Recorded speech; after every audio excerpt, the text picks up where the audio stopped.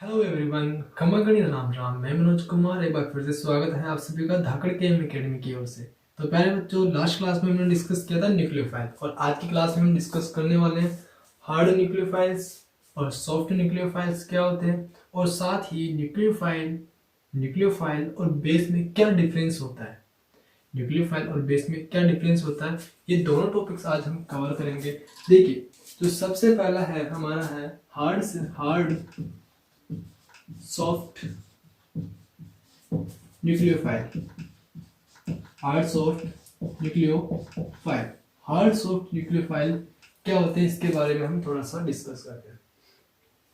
देखिए, जो हार्ड, आपने नाम सुना होगा हार्ड सॉफ्ट एसिड बेस, है ना। Hard base, soft base, hard soft acid base के बारे में आपने सुना होगा। ठीक वैसा ही है हमारा हार्ड सॉफ्ट न्यूक्लियोफाइल। जो हार्ड न्यूक्लियोफाइल है, एक तरफ आप लिखे हार्ड न्यूक्लियोफाइल, ओके, और सॉफ्ट न्यूक्लियोफाइल जनरल थ्योरी है, कुछ ही पॉइंट्स जिसको हमने यहाँ पे मेंशन करना है।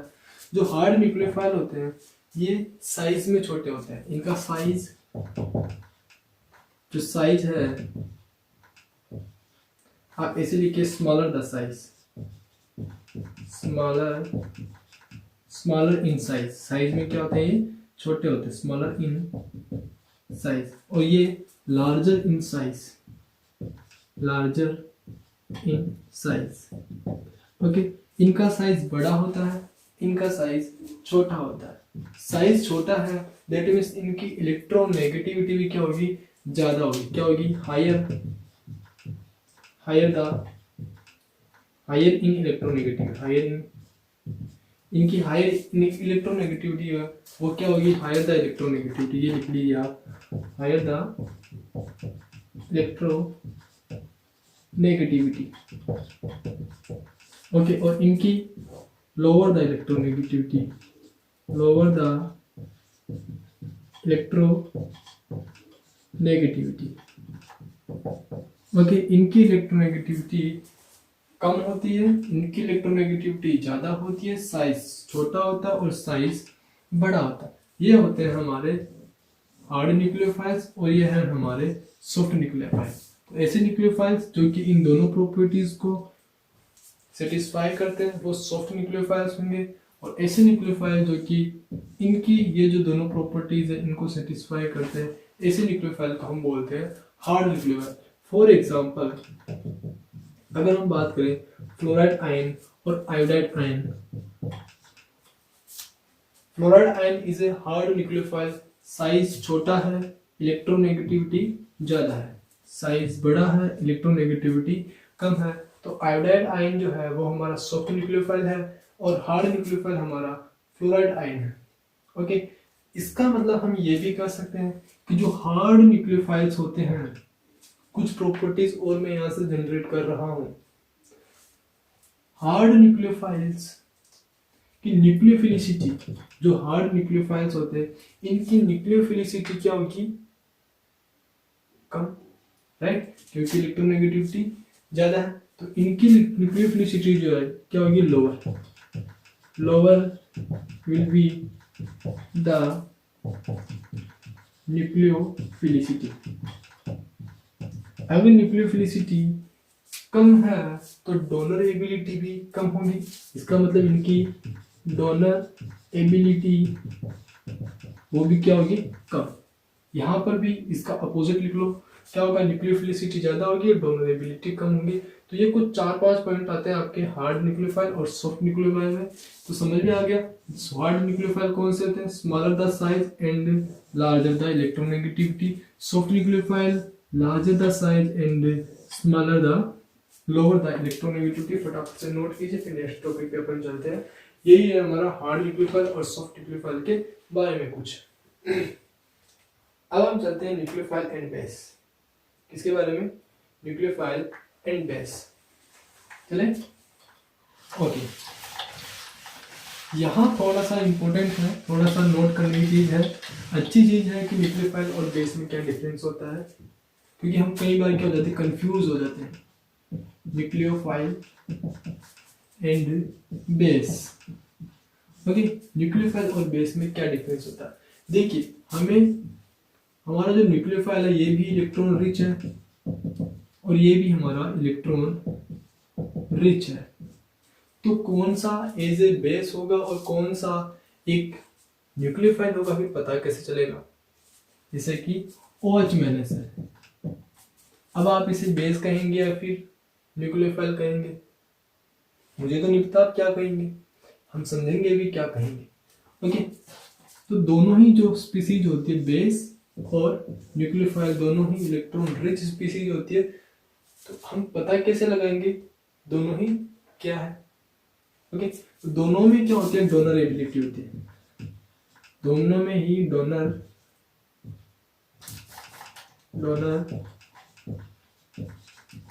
एबिलिटी, दोनों में ही डोनर एबिलिटी होती है। इलेक्ट्रॉन्स को डोनेट करने की टेंडेंसी दोनों में ही होती है।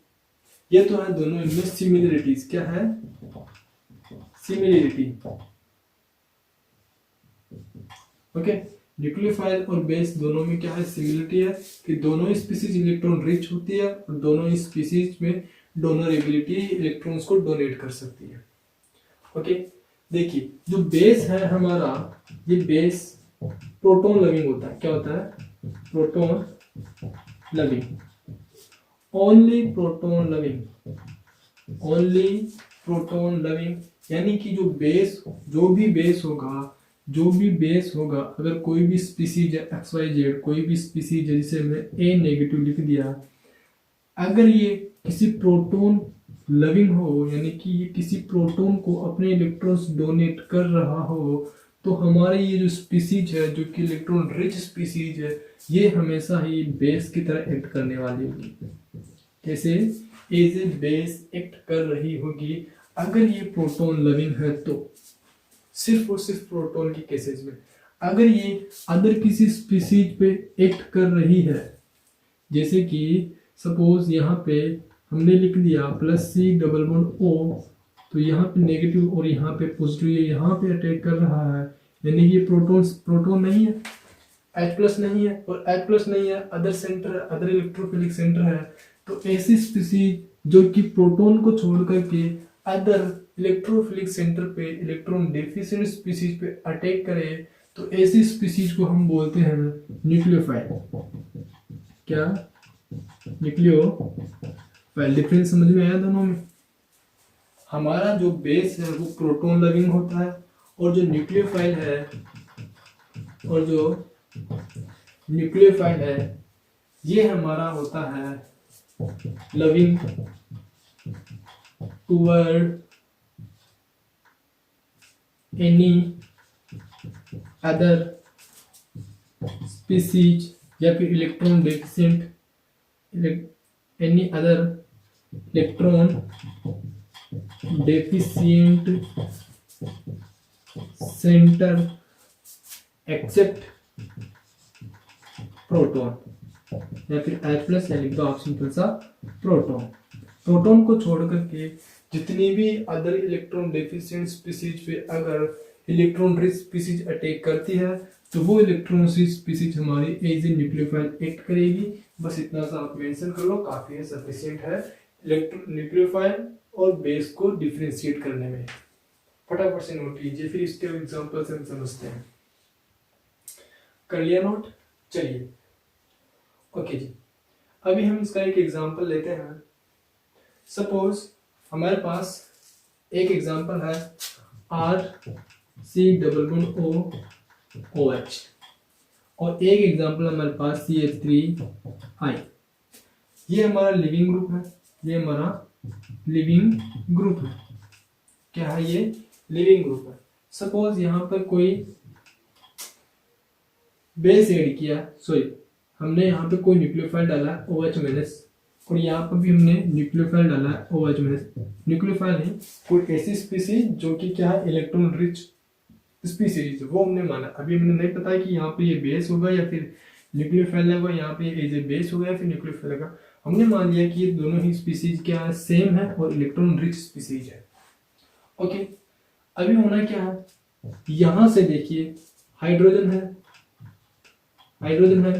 ऑक्सीजन की इलेक्ट्रोनेगेटिविटी ज्यादा होती है। ये क्या हुआ? कार्बोक्सिलिक एसिड है, ठीक है।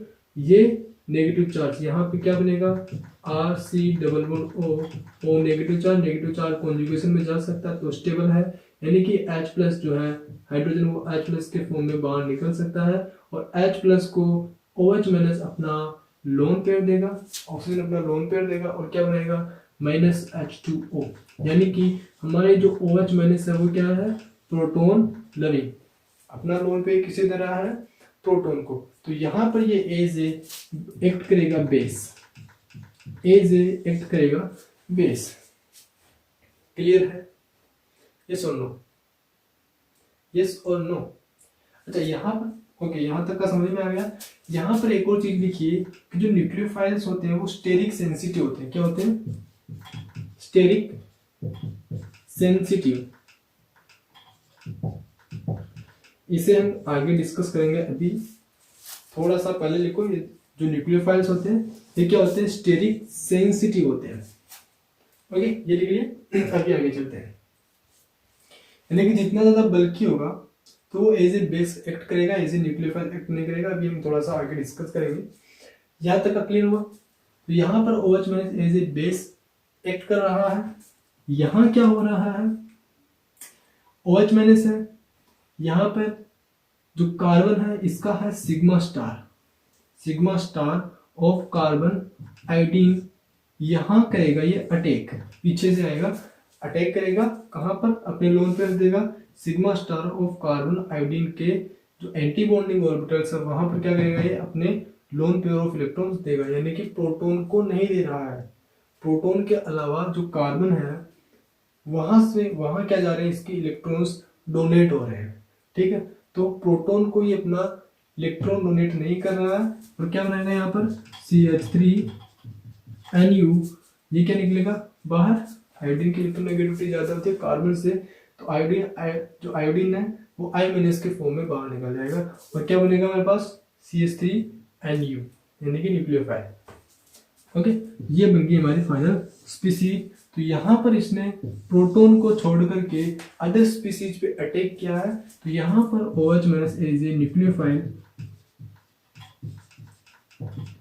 एक्ट कर रहा है। तो समझ में आ गया कि कब कौन से केसेस में एज ए न्यूक्लियोफाइल एक्ट करेगा, और कब कौन से केसेस में एज ए बेस एक्ट करने वाली हमारे इलेक्ट्रॉन रिच स्पीसीज। और डिफरेंस समझ में आ गया कि डिफरेंस क्या है न्यूक्लियोफाइल और बेस में। फटाफट से इसको नोट कीजिए, फिर चलते हैं हम नेक्स्ट पॉइंट पे। चले फिर। अच्छा, एक अभी मैंने आपको बताया कि स्टेरिक सेंसिटिव होते हैं हमारे जो न्यूक्लियोफाइल्स होते हैं वो स्टेरिक सेंसिटिव होते हैं। ये कैसे हैं, देखिए, suppose CH3 C double bond O CH3 है, और यहाँ हमने LDA ये लिया है, जो कि एज ए बेस एक्ट करने वाला है, क्योंकि इसका जो साइज होता है, जो इसकी जो स्ट्रक्चर होती है, इसका जो साइज होता है वो काफी बल्की होता है। LDA का साइज जो है वो काफी बल्कि होता है। इसकी जो स्ट्रक्चर है वो कुछ ऐसी है, नाइट्रोजन, ओके, नेगेटिव चार्ज, और यहाँ पे लिथियम प्लस, ये इसकी स्ट्रक्चर है जो कि काफी बल्कि इसको बना देता है। और इसी वजह से जो है, क्योंकि ये काफी बल्कि है, तो एज ए न्यूक्लियोफाइल अगर ये अटैक करता है तो यहाँ पर भी क्या बल्कि ग्रुप्स है, तो हिंड्रेंस काफी ज्यादा क्रिएट होगी, जिसकी वजह से जो स्टेबिलिटी है वो बहुत कम होगी, अनस्टेबिलिटी इंक्रीज करेगी। सो इसी वजह से ये एज ए न्यूक्लियोफाइल एक्ट नहीं करेगा। यहाँ पर देखिए CH2 हाइड्रोजन है, अगर यहाँ से प्रोटॉन निकलता है तो क्या बनेगा, यहाँ CH2 नेगेटिव, और ये नेगेटिव चार्ज कॉन्जुगेशन में जा रहा है, इसका मतलब ये स्टेबल है, तो H हाइड्रोजन H प्लस के फॉर्म में बाहर निकल सकता है। और ये जो नाइट्रोजन है ये क्या करेगा, हाइड्रोजन को अपने लोन पेयर ऑफ इलेक्ट्रॉन्स देगा, और यहाँ पर क्या बनेगा, एनाइन बन जाएगा। क्लियर है यहाँ तक का। तो नाइट्रोजन ने क्या किया, अपने लोन पेयर ऑफ इलेक्ट्रॉन्स को क्या किया, हाइड्रोजन को दिया, तो ये एज ए बेस की तरह एक्ट कर रहा है। तो LDA as a base act करता है यहाँ पर। क्लियर है, इसी वजह से हमने कहा कि क्या होते हैं nucleophiles as a steric sensitive होते हैं। क्या होते हैं, स्टेरिक सेंसिटिव होते हैं, क्योंकि स्टेरिक हिंड्रेंस क्रिएट हो जाती है, जिसकी वजह से ये एज ए बेस एक्ट करने लग जाता है। क्लियर है यहाँ तक का। चलिए फटाफट से उतारिए। ओके, रफ कर दें। चलिए अभी एक छोटा सा टॉपिक 5 मिनट का और है, उसके बाद हमारे लेक्चर को खत्म करते हैं। Okay, base. बेस बेस जो है ये 2 टाइप का होता है, न्यूक्लियोफिलिक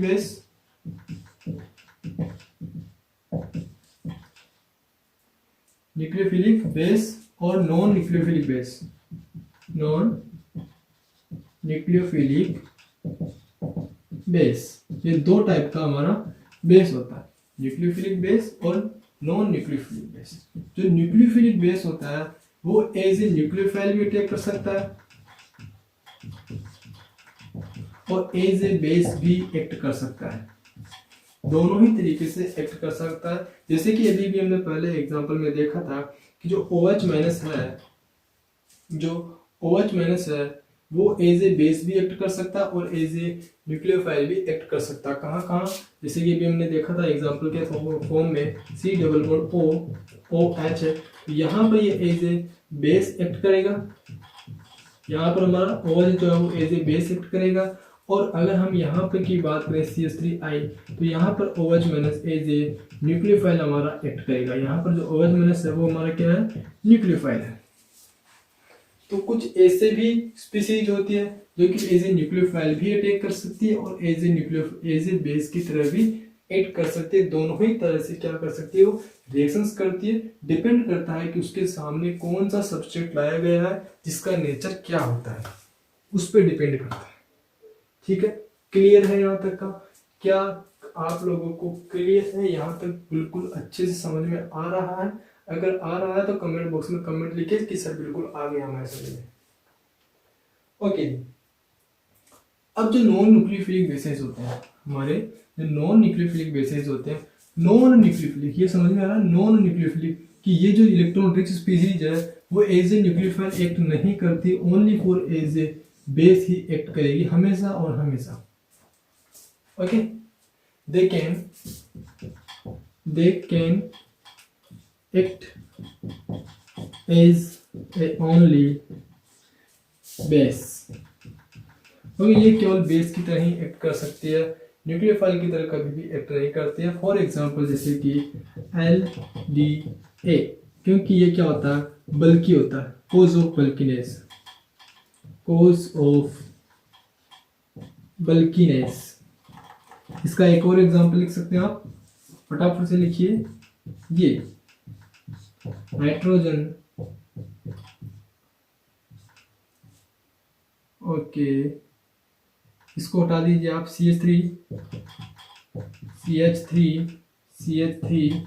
एंड CH3, ये भी एज ए किस तरह से एक्ट करने वाला, हमारा एज ए न्यूक्लियोफाइल बेस ही एक्ट करने वाला है, न्यूक्लियोफाइल नहीं, एज ए बेस ही एक्ट करेगा, क्योंकि इसमें स्टेरिक हिंड्रेंस जो है बल्कि ग्रुप है, क्योंकि ये क्या है, बल्कि ग्रुप है, तो ये भी हमारा एज ए बेस ही एक्ट करने वाला है, एज ए न्यूक्लियोफाइल अटैक नहीं करने वाला। तो क्या आप लोगों को ये समझ में आ गया?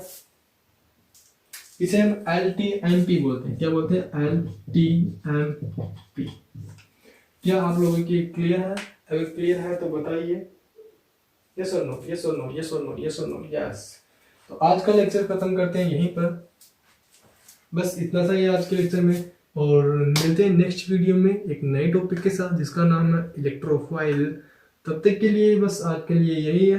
ओके, मिलते हैं नेक्स्ट वीडियो में, तब तक के लिए thank you so much for watching this video. I hope कि आपके लिए जो वीडियोस आ रहे हैं वो सारे हेल्पफुल रहे होंगे, और मिलते हैं नेक्स्ट वीडियो में, तब तक के लिए thank you so much for watching this video. और हाँ, जय किसान, जय भारत, वंदे मातरम।